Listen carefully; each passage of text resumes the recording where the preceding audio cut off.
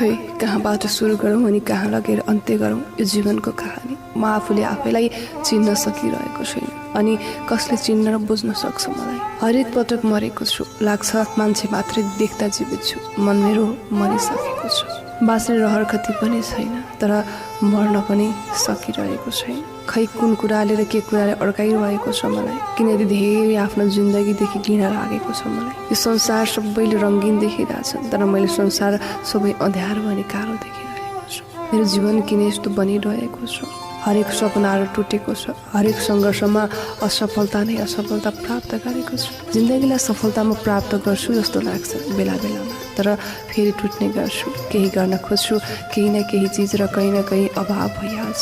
सायद मेरो जीवनमा अब खुसी भन्ने कुरा लेखिएकै छैन। मलाई लाग्छ अब म केही पनि गर्न सक्दिनँ। मैले जिउनु यति मात्रै हो, यसरी जिउँदो लास भएर बस्नुभन्दा बरु प्राण त्याग्छु तर सक्दैन। खै कुन कुराको भुमारीमा अड्किरहेको छु?